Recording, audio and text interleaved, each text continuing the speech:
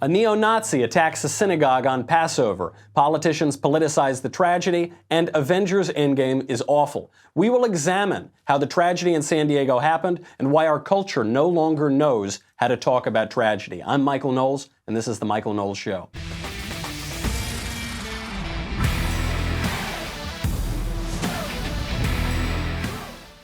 Awful tragedy that happened on the last day of Passover at a synagogue in San Diego. It could have been a lot worse than it was. There were a lot of things that happened, providential and personal, that came into play that prevented this from being a massacre. Nevertheless, obviously, just an awful thing to happen at an awful time. And we will examine why awful things happen, how to respond to them, and how even to talk about them. But first, you know about Purple Mattress. Purple Mattress will feel different than anything you've ever experienced because it uses a brand new material that was developed by an actual rocket scientist. I'm a man of simple tastes. I am easily satisfied by the very best, and that's what Purple Mattress is. It's not like a memory foam. It's not like an inner spring. It's unique because it's firm and soft at the same time. When I first heard about this, I did not believe it because it sounds like it can't be true. I then got one of these mattresses and I said, I don't know, I'm gonna keep my old mattress. I don't really know about this. I slept on it one night and I immediately threw out my old mattress. I love this thing. It is absolutely fabulous. Best bed I've ever slept on. It gives you this zero gravity-like feel. It works for any sleeping position. You will get a 100-night risk-free trial. If you're not fully satisfied, you can return your mattress for a full refund, backed by a 10-year warranty, free shipping and returns, free in-home setup, and old mattress removal. There's no reason not to try it. You're going to love Purple right now. My listeners will get a free Purple pillow with the purchase of a mattress.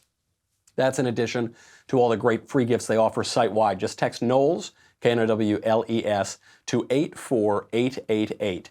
The only way to get this free pillow is to text Knowles, Knowles, to 84888. That is Knowles to 84888. Message and data rates may apply. This attack in San Diego is a clear example of anti-Semitism. I don't use that phrase willy-nilly. I don't use the word racism willy-nilly. I don't use bigotry willy-nilly. The left has taken these phrases, watered them down to not mean very much. But this attack was caused by a guy who vehemently and irrationally hates Jews. And it gets to a bigger question, the question of theodicy. It reminded me, there's an old Clerihew poem that says, how odd of God to choose the Jews. And this is considered a poetic jibe at Jewish people. And the rejoinder to that was, not odd of God, goyim annoyim. And then the more profound response to that was, but not so odd as those who choose a Jewish God yet spurn the Jews. And that's what you see in what happened with this 19-year-old guy who went in and tried to shoot up this synagogue. What happened exactly? In San Diego, at this synagogue shooting, you saw the interaction of two distinct elements. You saw providence and you saw preparedness. It's the only way to describe how this tragedy didn't become an even bigger massacre. You have a 19-year-old white supremacist come in there with an AR-15 rifle and shoot up this synagogue. He killed one woman, he wounded three people, including the rabbi. The woman who was killed was 60-year-old Lori Kay, and she wasn't killed accidentally. She gave up her life to shield the rabbi from bullets. The rabbi apparently was trying to get the children out of the synagogue. This woman was a wife and a mother, and she gave up her life to save the rabbi and to save these children. So this shooter comes in, he's got sunglasses on. The rabbi couldn't see his eyes. He says he couldn't see into his soul. And the shooter squares up on the rabbi with the rifle, pulls off a round, and misses. He goes wide. He ends up shooting off the rabbi's finger when the rabbi went and lifted up his hands. Then squares up, gets a better aim on the rabbi, pulls the trigger, doesn't fire. The gun jams. Guns jam. Modern guns jam less than some older guns, What are the odds that this gun would have jammed after he'd only gotten off a relatively small number of rounds? Hard to imagine. Hard to imagine the odds of that. He gets one round off and it misses. These guns are very easy to aim, but he misses the rabbi. And then he pulls it again and the thing jams. At this point of unmistakable providence, a combat veteran and an off-duty Border Patrol agent comes out and starts running and yelling at the shooter, and he's got his own gun on him. And then this coward, this little gutless sociopath, runs out of the synagogue. But he can't stand up to a real guy with a gun. No, he thought he had a soft target. Then this combat veteran comes up with his gun, and the guy goes running. Now, the combat veteran was able to hit the shooter's vehicle, wasn't able to hit the shooter himself. The central story here, this guy could have slaughtered that whole synagogue if not for an off-duty Border Patrol agent, combat veteran, and Providence. Those two things. If his gun hadn't jammed, eventually he would have fixed the jam or he would have thrown in a new magazine. And if this good guy with a gun were not here, we wouldn't be talking about 1 killed, 3 wounded. We'd be talking about a slaughter at this synagogue. Providence and preparedness. So how are politicians reacting to this? Ilhan Omar tweets out, famously, anti-Semitic Congresswoman Ilhan Omar tweets out, "Love is the answer, love is the way, and yes, less gun. Hashtag, no more thoughts and prayers." Is there any better way to describe the left in 2019 than the statement, no more thoughts and prayers? That's it. That sums up the entire left-wing agenda. No more thoughts, no more prayers. That's what they do. Notice, not a terribly specific statement, is it? Love is the answer, love is the way, and no more guns, less guns. What are you talking about? If that off-duty Border Patrol agent hadn't been permitted to carry a gun, the whole synagogue would have been massacred. The whole thing would have been shot up. It doesn't make any sense. And by the way, this was expected.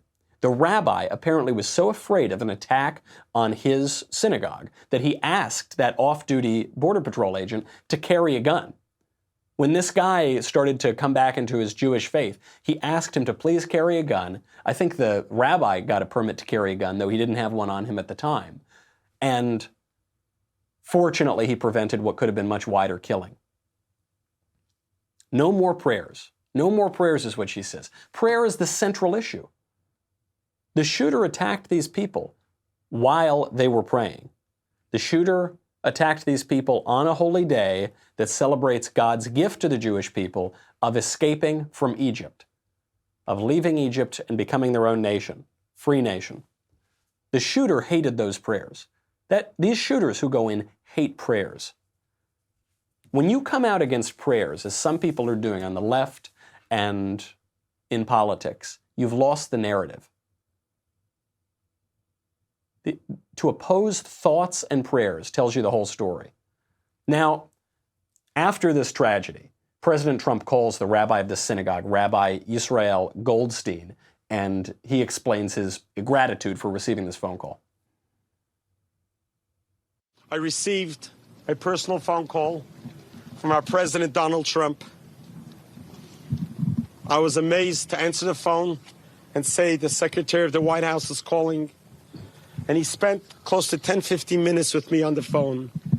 And it's the first time I've ever spoken to a President of the United States of America. He shared with me condolences on behalf of the United States of America. And we spoke about the moment of silence. And he spoke about his love of peace and Judaism and Israel. And he was just so comforting that I'm really grateful to our president for taking the time and making that effort to share with us his comfort and consolation. I've noticed this among a lot of my Orthodox Jewish friends, just anecdotally, is they tend to really like Donald Trump. For a few reasons, Donald Trump has the most moral clarity on the question of Israel-Palestine of any president in modern American history. This is why Israel named a train station after him. This is why they're naming a town after him now. Trump also is clearly, I think, the most pro-Jewish president ever in American history. He's the most nearly Jewish president himself. He's got a daughter who's a convert to Judaism, and he's got a son-in-law who is a Jew, an Orthodox Jew. This is apparently one of the reasons why the shooter hates Trump. So the question is, why did he do it? Why did this 19-year-old kid become radicalized and go in and shoot up a synagogue? Sometimes people say, who cares their motivations? Don't read the manifesto, don't read the notes, don't figure out why he did it. He's a lunatic, he's a crazy person, it should be dismissed and he shouldn't get any publicity. Okay, I'm sympathetic to some of those arguments, but unless you confront the motivations, you're going to have a harder time preventing these things in the future. You're going to have a harder time refuting these arguments. Because this guy wasn't just some lunatic. There's no reason to believe that he has a mental illness or that he's completely insane. He had a perverse ideology. He has a perverse understanding of history and theology and philosophy. So why did he do it? The first thing to know, this is a total copycat of New Zealand. It's a total copycat of that New Zealand shooting, not just in the act of it, but in the manifesto. I read the manifesto. It looks exactly like it. It's a copycat of not just the document, but the reasons too. So this guy, the shooter, opens up his manifesto, which was available online. I don't know if you can still find it. He opens it up talking about ancestry and race and blood. It's the first paragraph or two paragraphs of this thing. I'm proud of my ancestry. I'm proud of the blood that goes through my veins. I'm a descendant of this person, and I have his blood running through me, and that's what matters. Now, he later tries to justify these crimes with culture and religion. But you'll notice he doesn't open up the manifesto on culture or religion. He says later in the manifesto that he's a devout Protestant Christian. Well, you don't see that in the first paragraph, do you? No, he gives away the whole game. He is interested in race. Everything else that goes on top of this racial reason is window dressing. Everything on top of racial bigotry is a distraction from the core question. So why does he hate the Jews? Because he blames the Jews for everything that has ever gone wrong. He blames the Jews for pornography. He blames the Jews for political revolutions. He blames the Jews for everything. Genocide, slavery. He also says this is payback for the Jews killing Christ. He puts that in one of the paragraphs of his manifesto, which means he probably missed the point of the gospel story. You know, we just celebrated Easter a week ago, and the crucifixion of Christ is where Christ conquers death and redeems mankind. So this is why you sing on Easter Sunday. Christians sing, "O happy fault that won for us so great, so glorious a Redeemer." And they're talking about not just the crucifixion, all the way back to the original sin of Adam. It's a way to view the crucifixion as not just this very sad moment, but this triumph over death on the cross, to view even that original sin as not this sad, awful tragedy that has no happy ending, but as a tragedy that actually wins for us a wonderful victory, that actually turns a tragedy into a comedy. He doesn't seem to understand that, this kid. And like this New Zealand shooter, this guy in San Diego clearly spent an inordinate amount of time on the internet. In the deepest bowels of the internet, he dedicates the shooting and the manifesto to all these anonymous people on internet message boards. He uses internet-y language. Sometimes he tells jokes that are ironic, so if you're not familiar with this kind of language, you won't really understand exactly what he's saying. A lot of in-references. And then he gets to the direct copycat of that New Zealand shooter's manifesto, which is he does a little interview with himself to explain his political views. So his first question is, are you a Trump supporter? His response, you mean that Zionist, Jew-loving, anti-white, traitorous expletive? Don't make me laugh. So he hates Trump, calls him a traitor, and he hates Trump because Trump doesn't hate the Jews. So we've heard now for weeks, well, really for 2 years, but the mainstream media, certainly for the past few weeks, have been calling Trump a neo-Nazi, saying that he called neo-Nazis very fine people. Clearly the neo-Nazis don't think that Donald Trump likes them very much. I mean, the stated reason why he hates Donald Trump is that Donald Trump is not a neo-Nazi, that Donald Trump doesn't like neo-Nazis, that Donald Trump is too nice to the Jews. He then asks himself, are you affiliated with any political ideology? He says, yes, it's called not wanting to go extinct. So this is the same exact ideology that the New Zealand shooter was talking about. It's this idea that white people are about to disappear and they're all gone, and it's this massive conspiracy by any number of people. It's either the Muslims' fault or the Jews' fault or these people's fault or but it's never your own fault, by the way. Nobody ever takes responsibility for your own problems. No, it's always somebody else's fault. And then finally he says, are you a conservative? And this guy says, I'm not a useless, spineless coward, so no, I'm not a conservative. Conservative is a misnomer. They conserve nothing. So he hates Donald Trump, he hates conservatives, and his only political ideology is essentially racial. Notice here, he's not really talking very much about his religious views. He's talking about race.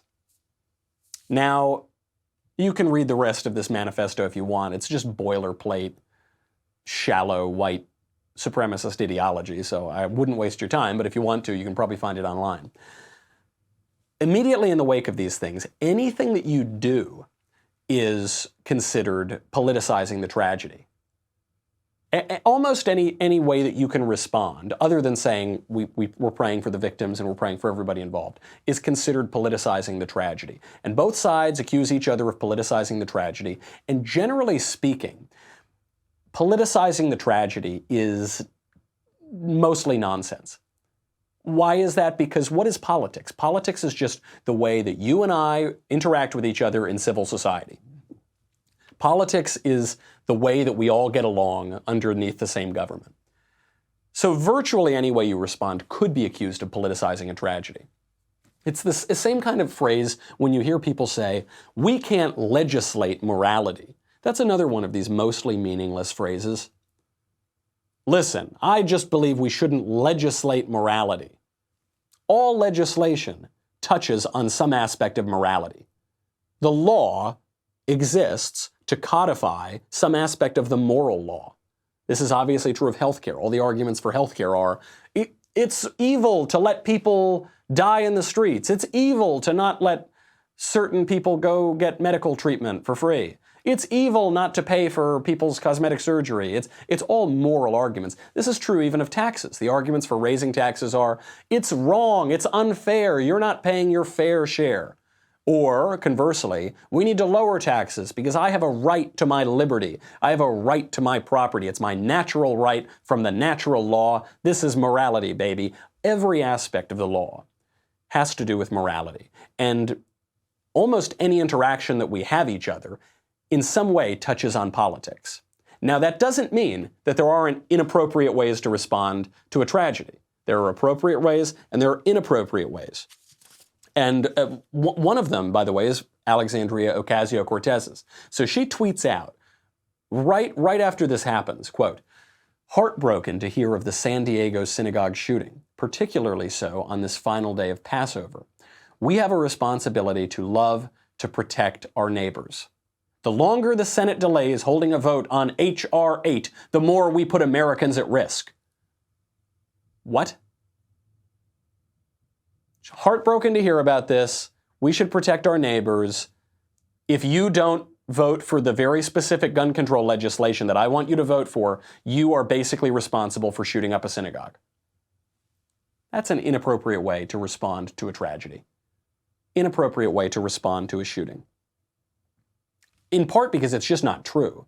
H.R. 8 is some more gun control legislation to expand background checks. No evidence whatsoever that this would have prevented this shooter from getting a gun. No evidence whatsoever that this would have prevented any of the other mass shootings that we have seen in recent years.